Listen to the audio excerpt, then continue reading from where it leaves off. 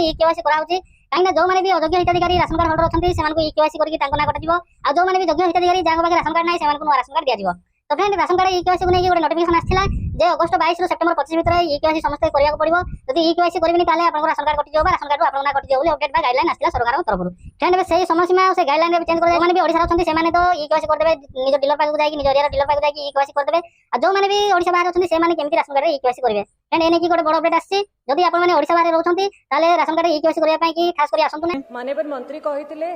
कि गोटे मास भितर राशन कार्ड गुडा दिया जिवो किंतु पाखापाखि 10 लाख राशन कार्ड पेंडिंग अच्छी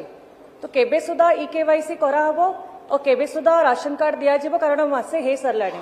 जे आमे जो ई केवाईसी प्रसंग को आलोचना करिछन गृह एवं नियम करिसंती एक मास भितर लोक माने ई केवाईसी न करले तांकर रेशन कार्ड प्रोविजन कटि जिवो। एटा गोटे संवेदनशील घटना होईछि।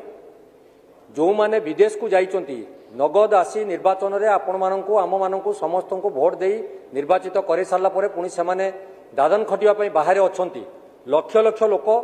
या द्वारा प्रभावित होवार सूचना मिलुची कारण सेमाने दैनंदिन आम सहित जोगाजोगरे अछंती एवं से प्रश्न करूचंती आमर ई केवाईसी किपरि भाबे हेई परिवो। एक मास मध्यरे जदि सेमाने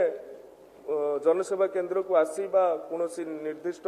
केंद्र को आसी यदि तांकर ई केवाईसी न करिवे कटि जिवो ये कथाटा आगे मु गृह रे जणै देबा चाहूची सेमिति कोनोसी अति निर्दिष्ट समय सीमा दिया जाय नाही। ये एक संवेदनशील व्यापार सरकार निश्चित भाव में टार्गेट करिसंती जे एतिकी एक मास भीतर हम एतिकी लोकन को रखिबो एतिकी लोकन ई केवाईसी करिवो तार अर्थ नुहे जे जे बाहर अछि कि अंडमान रे अछि कि गुजरात रे अछि कि जम्मू काश्मीर अछि यदि से समय सीमा भीतर आसिकी डिपोजिट न दे पारला तार राशन कार्ड ना कटि जिवो से खाद्य निरापत्ता आईन तो अधिकारटा को आम जन वंचित केमती करवा समय सीमा भीतर तेणु माननीय सदस्य जो कथा एठारे रखिचंती ए गृह को मध्य मु सदैव अवगत करूची जे एमिति कोनसी पर्वपर्वाणी बा कोनसी गोटे डेट रे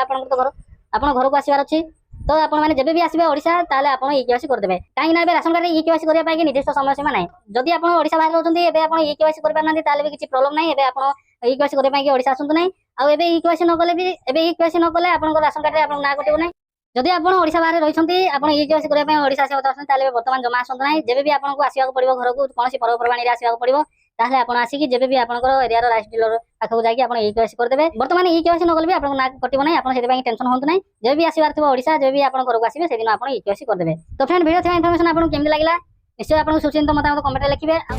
जदि आपंक आम भिडी भल लगा तेब आम चैनल को लाइक शेयर और सब्सक्राइब करने को जमा भी भूलु नहीं।